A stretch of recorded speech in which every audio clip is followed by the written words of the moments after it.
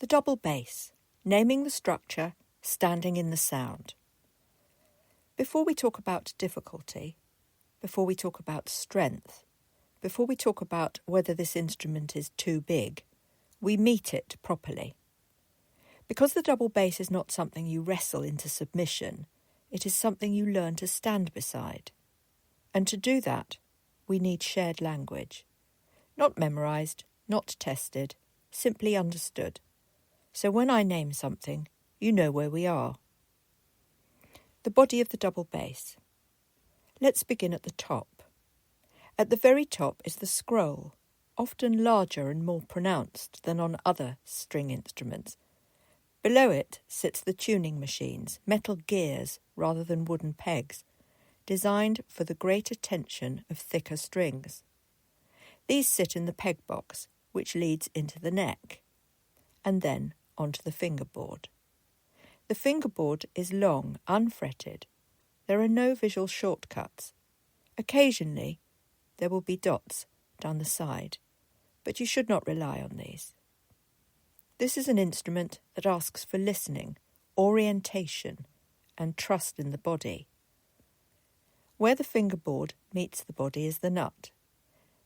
This block of wood is at the top of the fingerboard and is cut to hold the strings in place with slight indents that are smooth and no deeper than half the size of the string. Below the nut, the bass opens out into its wide, resonant form. The front of the top plate. The front is the top plate, carved to move a great volume of air. The F-holes are larger here, because the sound they release is larger. The bridge stands beneath the strings, taller than on a cello, balanced, not glued, holding immense tension through equilibrium alone. The strings pass down to the tailpiece, anchored by the tail gut, and finally to the end pin, which connects the bass to the floor and to gravity itself. Inside, unseen but essential, are the bass bar and the sound post, shaping, supporting, and focusing the sound. You don't need to hold all of this in your head. You only need to recognise the terrain. That's enough. The bow. The double bass bow may look different, French or German grip, but the principles are the same. There is a stick, there is horsehair. Occasionally there is synthetic. There is a point where the hand meets the bow and the arm transfers weight. The bow is not about pressure. It is about gravity released. Standing or sitting with the bass. Unlike the cello, the double bass asks you to stand or to sit high enough that standing logic still applies. The bass leans into you. You do not lean into it. The end pin should be adjusted so the instrument feels present, not looming. If you feel you are reaching upward constantly, something is wrong. Your feet are grounded, your knees are free, your spine is upright but not rigid. This is not an instrument for collapse.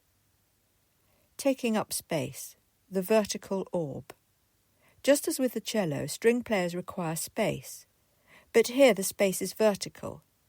Imagine an orb around you, taller now, stretching from the floor beneath your feet to the air above your head. Your feet belong to this orb, your pelvis, your spine, your shoulders, your elbows, your hands, the arc of the bow. Nothing should feel pinned, nothing should feel apologetic. The double bass does not reward shrinking, it rewards presence. If you make yourself small, the sound struggles. So claim your space. Calmly, quietly, without force, you are allowed to stand there. What comes next? Now, and only now, do we have what we need. Not repertoire, not technique drills, but the tools. A named structure, a grounded stance, space to move, room to breathe. Now we can make a noise, our sound. And once that sound exists, the world will listen. Copyright Sarnia de la Maré, the Continuum approach.